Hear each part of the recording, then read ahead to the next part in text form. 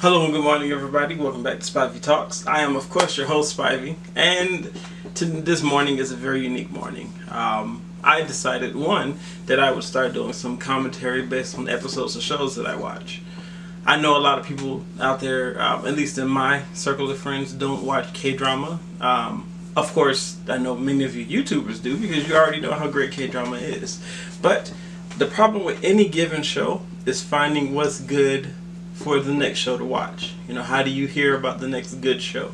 You can look at forums and things like that, but unless it's by somebody who likes the same things that you like, it doesn't mean anything. So, to that end, I will be reviewing episode by episode the different K-dramas and TV shows that I watch, as well as movies for the most part. Some of them I may not do every single episode, but I will try to get in as much as I can. With that being said, I just watched a show called Strong Woman Do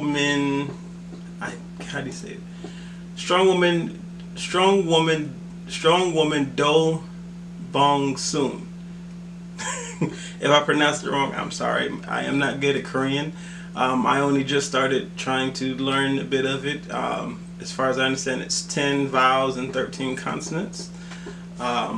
Which that's not a lot, honestly.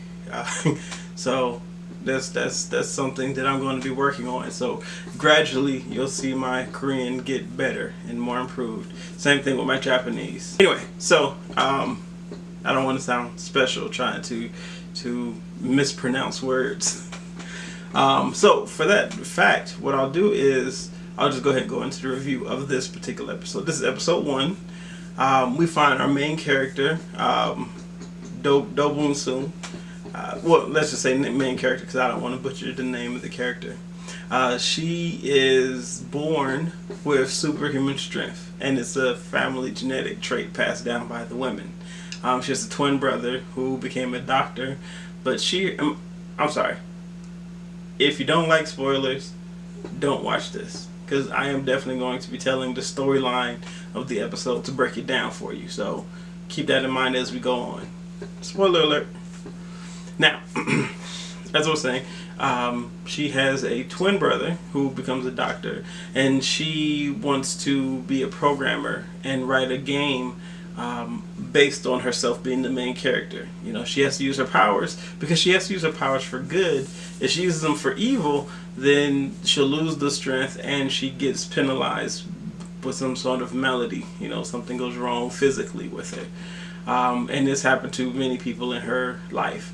Now, I'm only on episode 1, so I don't know anything furthermore. So any speculation that I do is speculation, and of course it'll be modified as I go on with the episodes.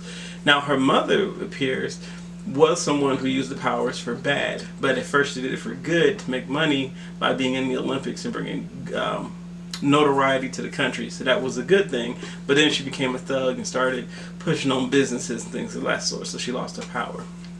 Now, her mother, it seems, is currently still a bit of a thug, and it seems like she's taking money from businesses. I don't know if she owns the businesses or not, but she's like definitely a bully type, so she may end up having to face off of her mother at some point later on, if she realizes how cruel and evil her mother is. But to case in point, what she is doing, however, she gets a job as a bodyguard for currently the main guy, who is a CEO of a company that she wants to work for to make her game.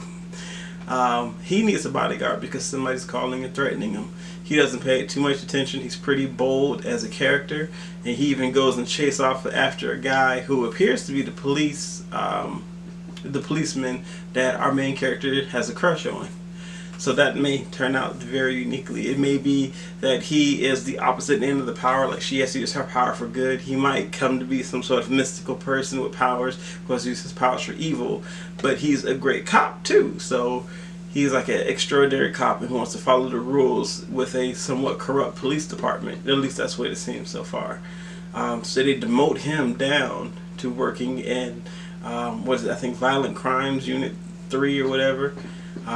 So he's over there working. He's a great cop, but it's like he has a dark side. That's what it seems like so far. He has a dark side because he seems, like I said, to be the person stalking or following the CEO.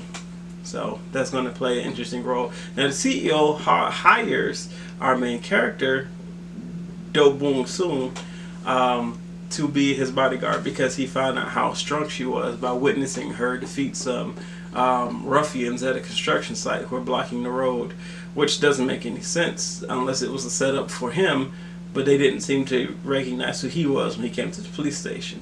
He being the CEO. But they're all wearing suits and nobody seems to be an actual worker except for 2 of the ruffians. So it doesn't make sense that all these suits are there at a work site, construction site. But, you know, we'll see how the show plays out. Of course, they get manhandled and they basically seem like they want to get revenge, which doesn't make sense because they got beat down. It was hilarious to see. It did bring a smile to my face to see how some of the stuff worked. Especially, there was a scene of a chicken fight, which I don't know quite what that is. But like they got on one leg and it's like, I guess you try to bump each other over by hitting knees. I don't understand what it is. Which the face of the character, the secretary, as he got bumped, it made me laugh. It was truly, truly hilarious. This show definitely takes a more comical sense to looking at a K-drama. Coffee Prince, which I just saw, which clearly I'm like almost 10 years late on, did the same thing. There were a lot of stuff in it that was comically made rather. Like they turn to look or something and wind blows like people all down because they look so good or something to that effect. And this show definitely has its own moments like that. Like dude gets smacked and he has a face print and loses teeth and, you know, going flying off into the sky. It looks like something out of a very bad version of DBZ. So if you can get over that aspect of something that looks a bit cheesy, it seems to be a pretty decent show so far. So I definitely want to see how this one plays out. The brother, we don't really know too much about him as of yet. We don't know what motivates him to do anything other than the fact that he knows he doesn't have superpower. So he's just doing medical school, as I said before. So far, those seems to be the main characters. So we're going to see how this plays out. Yeah.